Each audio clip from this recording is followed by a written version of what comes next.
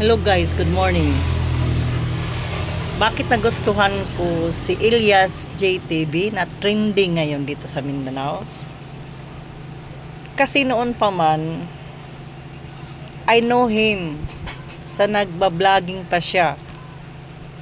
Hindi pa siya gaano kilala ng madla. Yung doon sa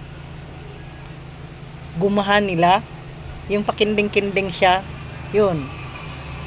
Nakikita ko na yun dito sa TikTok, sa Blue Apps at sa dun sa YouTube. Nagpalo na ako sa kanya. Noon pa man nagpapalo na ako sa iyo, Idol Elias JTV. At I'm amazed. Na-surprise talaga ako at bigla ka lang nag-bloom dahil dyan sa uhahay moves mo. Patuloy lang. At yung mga kasama mong taga Kalumad Ban, grabe ang tandem nyo, ang lakas ng impact ng aura nyo.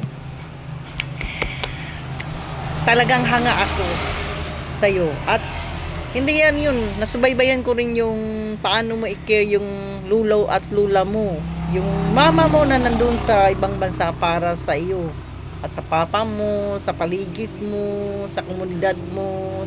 Hindi mo ikinahiya kung saan ka galing, nakatutubo. Doon kaya pumanga sa iyo. Ano man ang sasabihin nila, wala akong pake. Basta in my mind and heart, I like you as my vlogger din naman ako eh. Hindi pa nga lang ako sikat. Sana manotice mo ako. Si Ate Jean, taga Surigao City ako. At lalo akong nagpapalo sa iyo dito sa TikTok at dun sa kabilang Blue Apps, sa Reels. Oo, kahit hindi mo nanonotice. At yung isa sa kasama mo dun, si JV, na-notice ko rin yun. Maganda rin ang busis nun.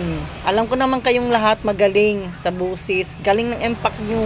Kahit araw-araw kayo nag-concert sa ibang-ibang lugar, okay pa rin kayo. God bless above all, don't forget.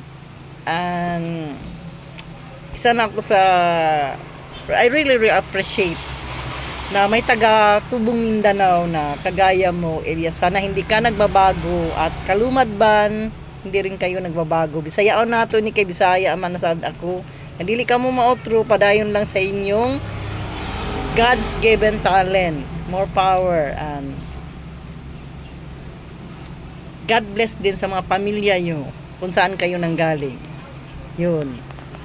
Especially mention to my idol Elias JTV and Kalumad Ban tandem.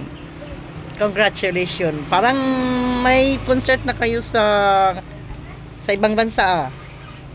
Nakikita ko yun. Congratulations advance. At mag-concert na kayo sa ibang bansa. Parang Canada yata yun kung hindi ako nagkakamali. Bye. Have a blessed Sunday morning. Yes, JV and Kalumad Ban. God bless all. So yun siya, hindi ako makakapunta ng mga concert nyo kasi I can't afford.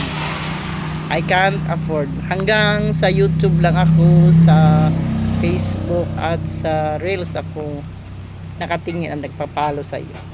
Kung saan kayo masaya, masaya na rin si Ate Jean para sa inyo. Bye. God bless pa more. Concert pa more.